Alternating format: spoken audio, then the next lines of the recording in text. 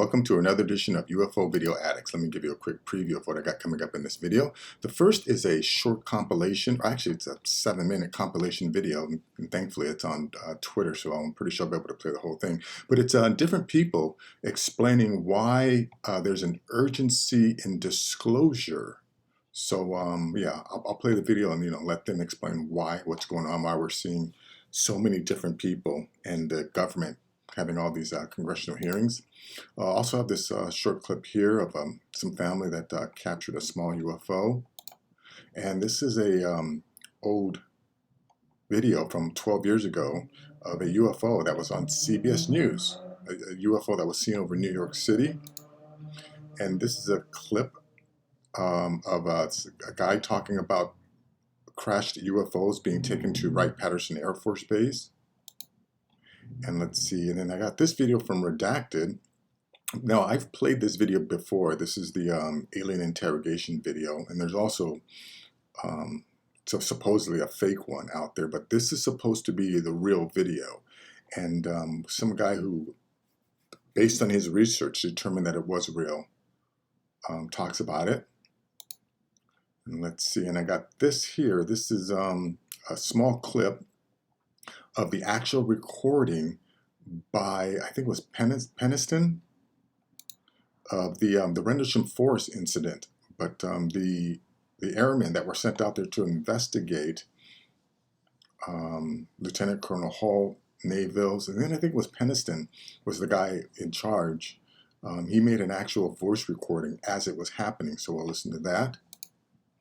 Let's see, and I got this little clip here from Twitter of Daniel Sheehan asking, who are the people in charge? Who are the people that are holding up disclosure and that are basically still trying to deny that this idea that that we're not alone on the planet. So again, it's I've been following this thing for a long time. I know that there's definitely people within the government who want this information out, and then there are others, I believe, who are part of the Defense Department or private contractors, who are somehow profiting off of this. I think that, they're the ones who don't want this information to be revealed. And I think there's a profit motive involved. And then let's see. And then I have this one here from Reddit. These are ancient or old drawings and ancient cave paintings of craft. And, these gray aliens, again, it goes back to what I've been saying, is that they've always been here, right? There's never been a time on the planet when people weren't seeing luminous crafts in the sky. So, yeah, there's 20 different images we'll look at. And then I have 3 short videos that I also found on Reddit of what appear to be Bigfoot creatures. And these are all pretty short, so I'll be able to play them all. We got this white one here, and you'll see when the light flashes on it, it moves pretty quick. And yeah, and these aren't the best videos, but it definitely shows something. So we'll look at that. Anyways, if you appreciate the time and effort that I put into bringing this information to you, please give this video a like, please share, and definitely subscribe. It'll really help me out. So anyways, let's go to this video here. And like I said, 7 minutes, 22 seconds long, but I think it's important enough for me to play the whole thing. Besides, yeah, just in case it goes away, at least I'll have the whole thing on this video. Anyways, check this out. With your government and heads of power. It is also true that we've been It is also true that agreements have been made and kept secret from your people. It is also true that in the past, some of your people have lost their lives or have been badly hurt to protect the secret. Our hands had no part in this. We contacted your leaders because your planet is in grave trouble. Your leaders said the vast majority of your population wasn't ready for anything like us yet. So we made time agreements with your leaders as to when your people would be made aware of our presence. The biggest takeaway for folks to understand is that things are happening on it's not a disclosure, it's a scheduled dissemination. And so certain things have to be set up before other things can be revealed. Now, does the military know how to do this and all? Yes, they have known for a long time. Do the civilians know how? No. It's a time-released schedule. Is it now? Can I release it? Yes. What was that device at the front called? Because going back to disclosure is a process, and all the work that you've done since 2017, you and your team, am I wrong to have sensed a little bit of urgency in this as well? There is a sense of urgency because, people said, well, why now? Well, because it's not on our time scale, not on our timeline. It's not up to us. They're here, whether we want to acknowledge it or not. They're here. The question is why? What's the purpose? We need to start asking ourselves some pretty direct questions about this topic. There is a sense of urgency because every day that we fail to acknowledge and recognize what's really going on, we stay in the veil of darkness. This is real. This is here. This is now. Our country has already acknowledged. I hate to say this, but disclosure's already happened. We now have the acknowledgement from former and current directors of national intelligence and CIA and presidents and everybody says, yeah, it's real. It's here.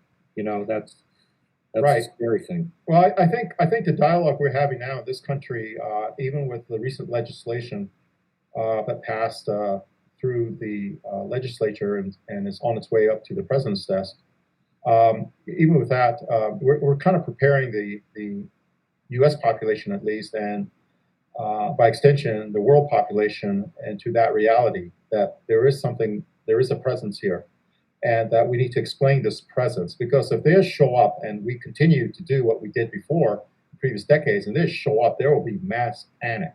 But if you understand that these are real, and we have 5 years from 2022, or maybe now 4 years, if they come in 2027, for the U.S. government to prepare the people about what is up there.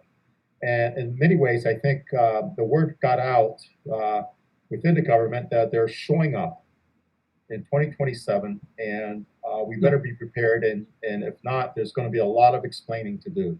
If our guys are our representatives are going to actually start using the phrase non-human intelligence, they're not doing that, as you point out, because it's a lark. They're doing it because they've heard something that makes them believe right now that there is non-human intelligence.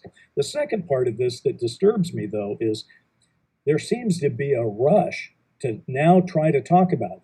So after years and years and years, decades and decades and decades, where this has all been kind of pushed aside and nobody dared speak the word alien or extraterrestrial, let alone non-human intelligence, now they're all starting to do it. And they're doing it fast. And they're talking about hearings that we'll be talking about in a moment that are coming up fast. And they're going to have some shocking things in them. And the only thing I can think of is there's got to be a reason why the powers that be in Washington, D.C. are starting to say we need to actually say the words out loud, and we need to get language in right now to get this taken care of. And I'm concerned, Ross, that at the end of the day, the only thing that would make a politician do that and act in that sort of enhanced way where they're in a hurry is that there's some bad news involved in this. And I don't know exactly what it is. And I know that you don't know exactly what it is. People are talking. It's hard to sort out what the sources mean or don't mean. But, as I said, Chuck Schumer was and has been a cautious man in many cases. And I don't think he'd be talking like this and pushing this if he didn't think there was a fire behind his back pushing him to do so. Look, I've got a pretty clear idea of what the government knows, and I can understand why they're moving to expedite. Yes, there is a constraint of time. The government knows that it really does have to tell the truth to the public after years of treating this subject with derision and ridicule. But we are rapidly moving to a place where it's not about proving they're real, it's about understanding them and trying to analyze what it's going to mean for the future that we're all about to live in. And I have to say, candidly. In this last month, honestly, folks, I've had more than a few moments where I literally just have to sit down in my quiet house and start to contemplate what's really happening here, and what does it mean to me? What does it mean to you? What about my family? I have children. What's their world going to look like? Is this world going to be a better one or a worse one? And frankly, is there anything that any of us can do to impact that? I just have so many questions swirling around. And I know a lot of you must be starting to feel the things that I'm feeling, where you ask yourself, what's happening? Is this real? If this is real, I can't even believe this. I feel like it's time for us to look to the future, even as we cover this story in the present. But responsible decisions need to be made here. They need to be made. And that's why I believe this C3, this UFO C3 organization that we're talking about putting together, we're talking about it right now. It's the Institute for Preparing Our Human Family for Contact. That's what this is. This is an actual preparation of our human family for contact with an extraterrestrial civilization. Yeah, I just want to reiterate something that Lou Elizondo said, because sometimes I listen to podcasts or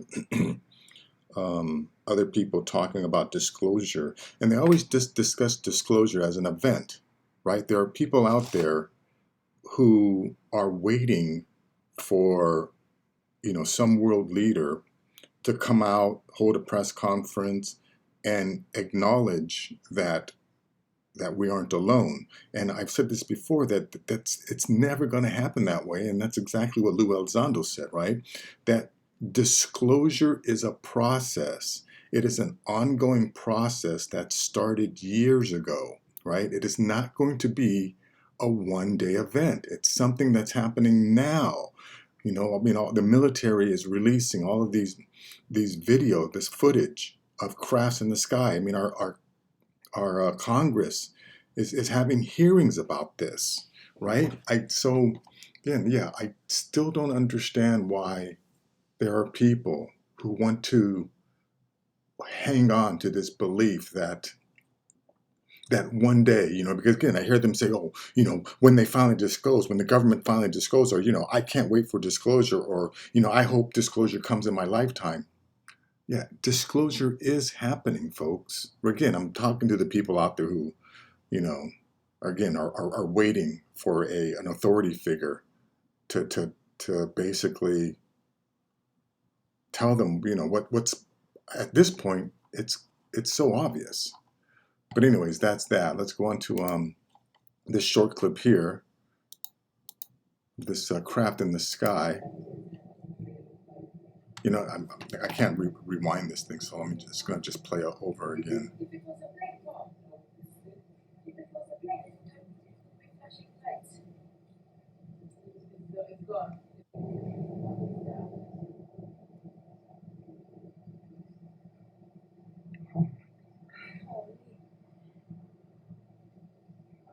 You're seeing it, though. You're seeing it, Hannah. It's going in a straight line.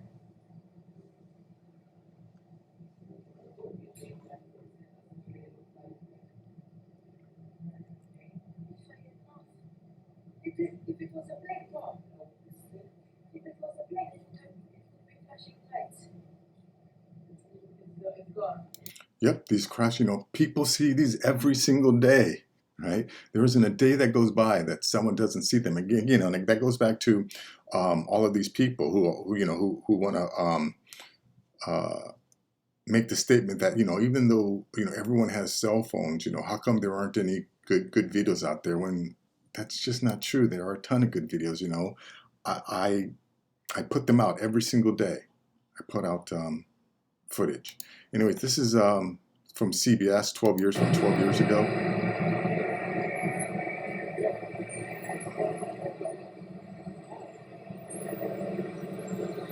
Let me jump ahead too, just to get to the close-up, because I don't want to play too much of this. They'll hit me with a copyright violation.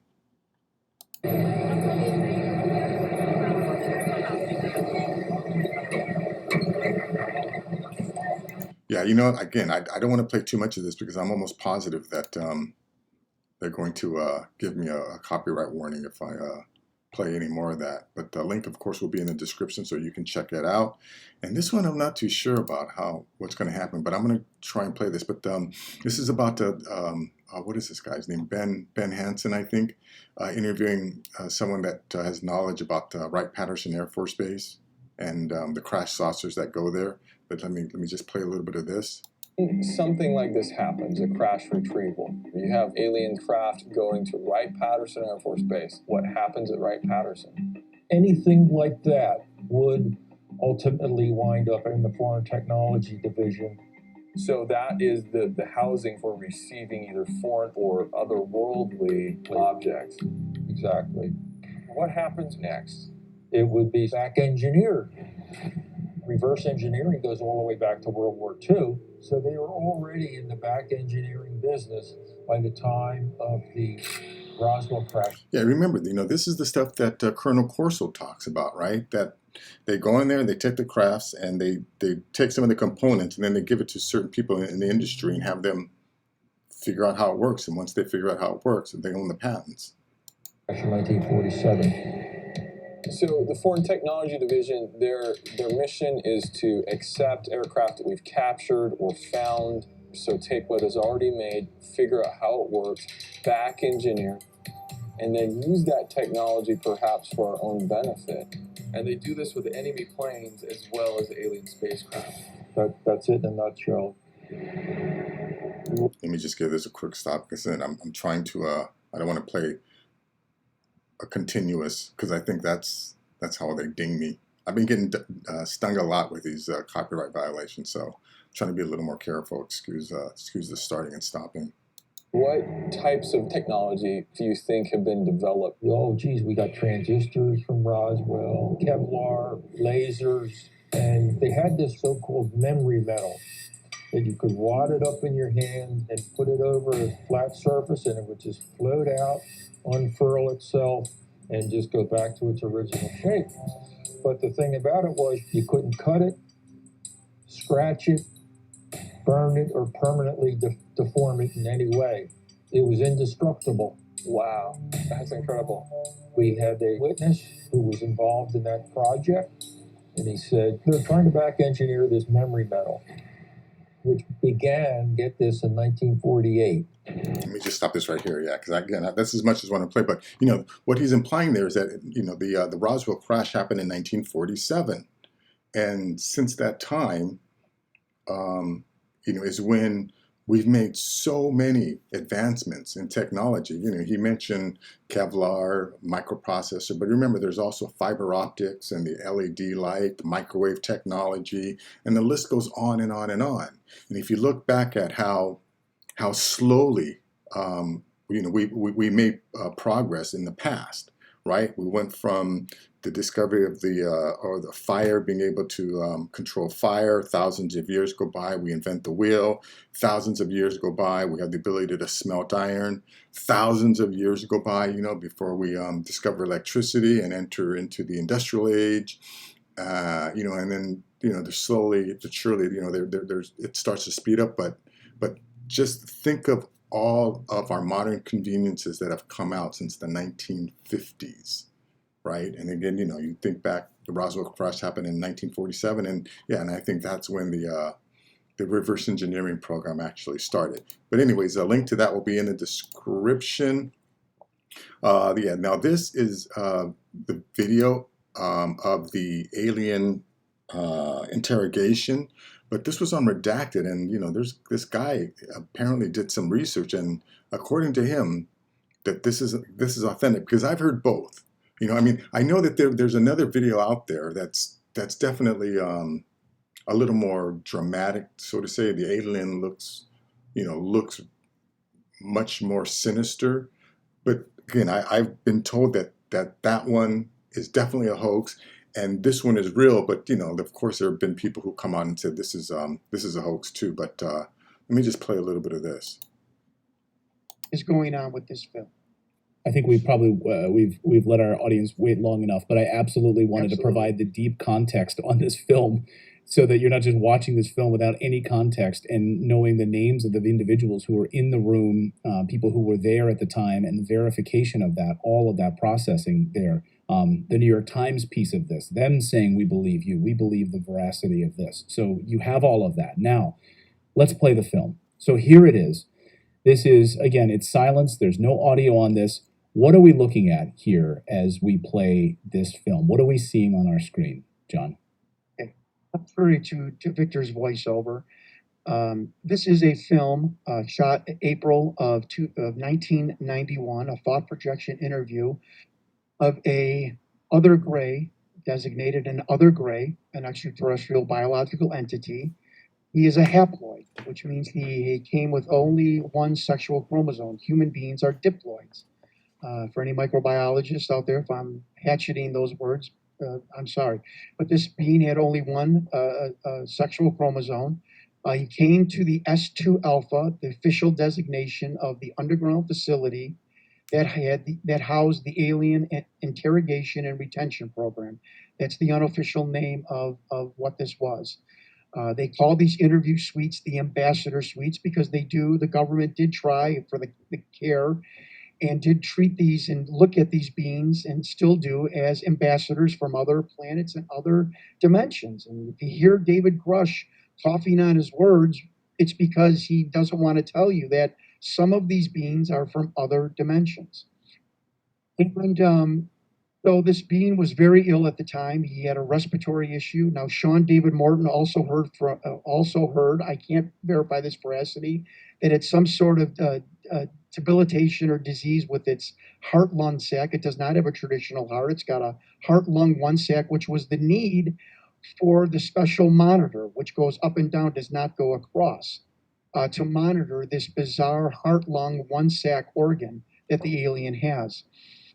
And I want to point out, you see the mouth opening, and when the doctors come in, or the medical professionals come in, they hold up the head, and you can see that it's a little skinny neck. Behind the viewing glass were 5 men, 2 telepaths. There is a researcher out there, and I don't doubt it, and because I've seen the outline of the figure, and I didn't catch this, and someone else did, so I'm crediting them. I don't ever want to not credit other people. That Colin Powell was in that interview room. Now, I know that sounds crazy. I can't verify it, but it certainly looks like the outline of him. It looks like an African-American male in his 50s wearing an Army Class A dress uniform. Funny, the Rear Admiral that was on my list was the person that reported intelligence to the Joint Chiefs of Staff. Interesting. But that... Yeah, if this being here is having trouble breathing our air, then I'm going to assume that this is definitely a visitor.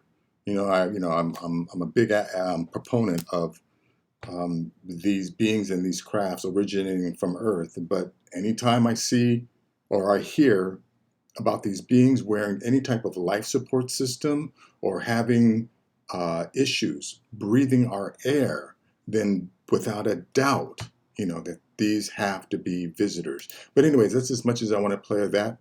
Link will be in the description, so definitely go and check out Redacted. He puts out a lot of great information, and a true journalist, as opposed to the stenographers we have in establishment and legacy media. But anyways, I'm going to play this here too. This is about the Rendallsham Forest incident, and this is right when I think it's Peniston begins making an audio recording of the event. Now remember, I'm pretty sure, the Rendallsham Forest is in the UK. It's an American military. I think it's an American military base in the UK. Or if it's not American, maybe they were nuclear warhead there. So for whatever reason, the U.S. is involved in that. But anyways, let me just play a little bit of this. Who is carrying a mini tape recorder begins making notes as he observes the craft. Negative segmentation. You just saw right there. Clear. Right in this position here, straight ahead from between the there it is again. Watch, straight ahead off my flash right there. So there it is. Hey, I see it too. What is it?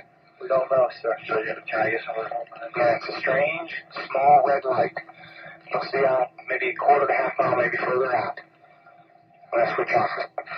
The light is gone now. It was approximately 120 degrees from the site. Is it back again? Yes, sir. As the men investigate the light in the distance, they notice that the farm animals nearby, which had been going crazy, seem to have quieted down, as if something was terrifying them into silence. Undaunted, the men push on and run straight into a flashing red light directly ahead of them. We have scoped the first night bird we've seen. We're about 150 or 200 yards from the site. Everything else is just deathly calm. There is no doubt about it. There's some type of strange flashing red light ahead. It's yellow. I saw a yellow tinge in it too. Weird. It appears to be maybe moving a bit this way. It's right on has been. Yellow. It's coming this way. It is definitely coming this way. Pieces of it are shooting off. There is no doubt about it. This is weird. To the left. Yeah, definitely moving. Two lights. One light to the front, one light to the left. Keep the flashlights off. The men spot the light moving slowly toward them and incredibly splitting off what appears to be chunks of molten metal as the light moves. Undaunted, the American airmen move toward the light again. Let's approach to the edge of the woods up there. Can you undo that light? Let's do it carefully. Come on. Okay, we're looking at the thing. We're probably about 200 to 300 yards away. It looks like an eye winking at you. It's still moving from side to side. And when you put the star scope on it, it sort of has a hollow center, right? Dark center. It's like a pupil of an eye looking at you and winking. And the flash is so bright to the star scope that it almost burns your eye. Colonel Halt and his men move toward the light, and to conserve tape, the colonel stops recording. The men push through the woods and cross a small creek, when incredibly, they spot not one, but multiple lights. We passed the farmer's house and across in the next field. Now we have multiple sightings of up to 5 lights with a similar shape and all, but they seem to be steady now rather than a pulsating or glow with a red flash. We just crossed the creek, and we're getting what kind of readings there. Getting 3 good clicks on the meter, and we're seeing strange lights in the sky. As the men watch, they suddenly spot numerous lights, almost as if they've been lured into the midst of their own personal light show. 3:15, now we've got an object about 10 degrees directly south, 10 degrees off the horizon. And the ones in the north are moving, one's moving away from us. Moving out fast. Yeah, we're both heading north. Okay, here he comes from the south. He's coming toward us now. Now we're observing what appears to be a beam coming down to the ground. This is unreal. Incredibly, one of the craft seems to emit a beam of light that lights the ground a few dozen meters in front of the men. On the recording, the other men with Colonel Halt can be heard excitedly cursing and muttering in fear when the colonel stops the tape again. By now, he's had enough and believes he and his men may be in danger, so he orders them to return to the base. Incredibly, the lights continue to put on their light show, with one even flying over the air base and being spotted by the colonel and his men beaming a light down to an unspecified location on the base. Shortly after the incident, the British Ministry of Defense and the United States Office of Special Investigations conducted an investigation into the incident, declaring that there existed nothing of any notable concern that had occurred that night. Anyways, this is as much as I want to play of that. Link will be in the description.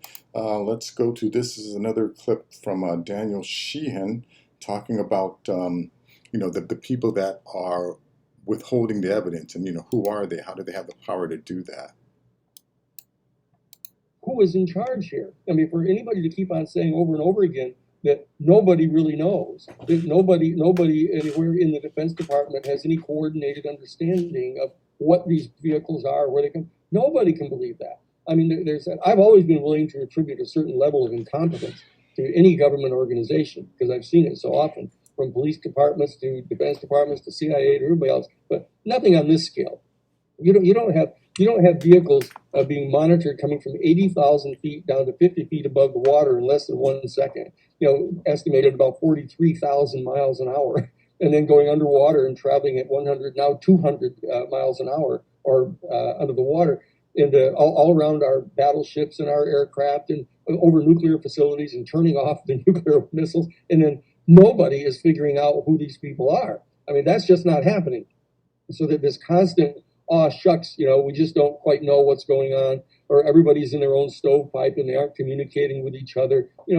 Nobody with a political IQ above room temperature believes that, and so the thing we have to keep pressing for here is who is in charge here? If secretaries of defense aren't being briefed in on this, if presidents of the United States are not being briefed in on this, if the heads of Senate intelligence committees are not being briefed on this, who is it that's briefed in on this? Who is it that's doing the briefing in on this? That exists somewhere, and that's the key to this thing.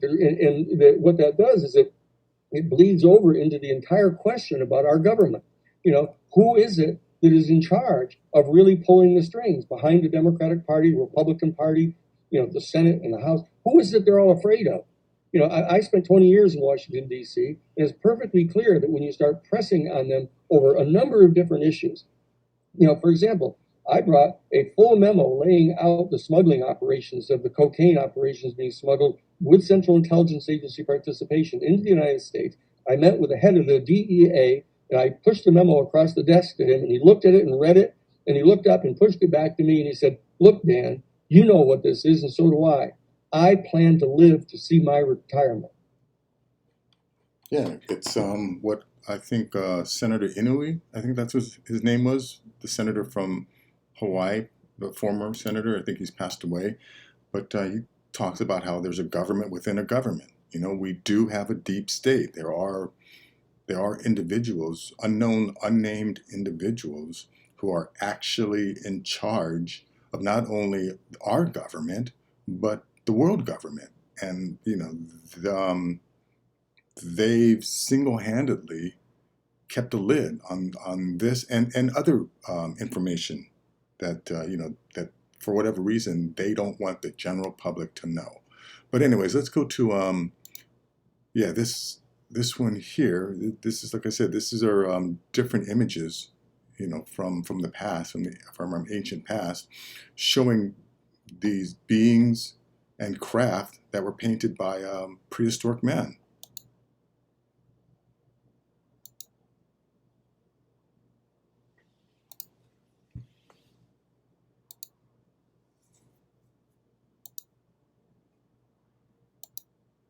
And I also have come to the conclusion that in the ancient past, right, living alongside prehistoric man were advanced civilizations.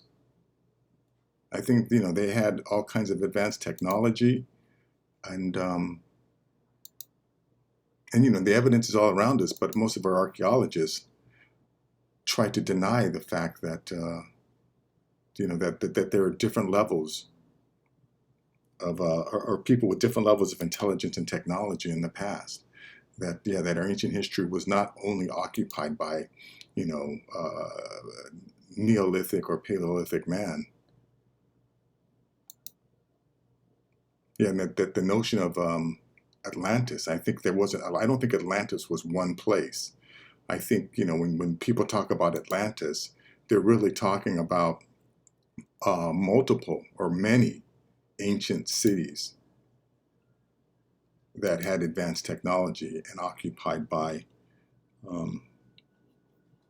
advanced humanoids, intelligent advanced humanoids. Anyways, that's that. Link will be in the description. Now let's go to these last ones here. Like I said, these are 3 quick clips of these Bigfoot type creatures. I'm just going to back up and play this thing. Watch this.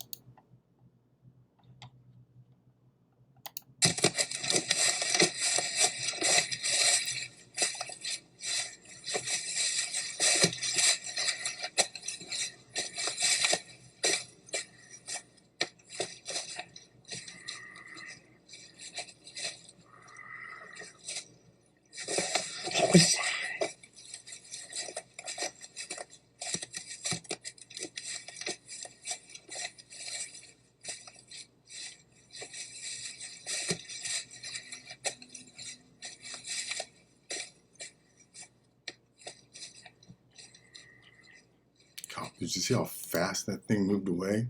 Again, like I said, these aren't the best quality footage, but it's definitely something. Let's see. 5. Bigfoot running down a hillside. This footage allegedly shows a Bigfoot running down a hillside in California. The origin of the video is unknown, so the circumstances can only be speculated about. The apparent Sasquatch is orange in color and appears to be running to something or away from something, and grabs a sapling midway through. The limbering movements without using the long arms for much movement have been pointed out as obvious signs of a hoax, while the size of the creature can lead to other conclusions.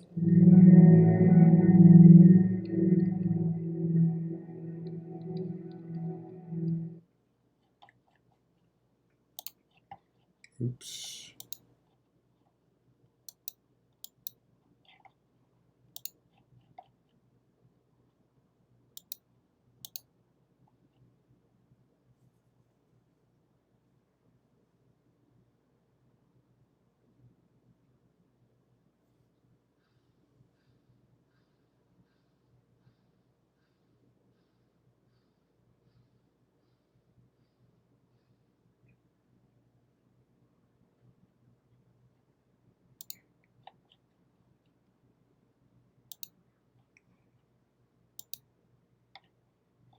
Okay, that is going to be it. Thank you very much for making it till the end.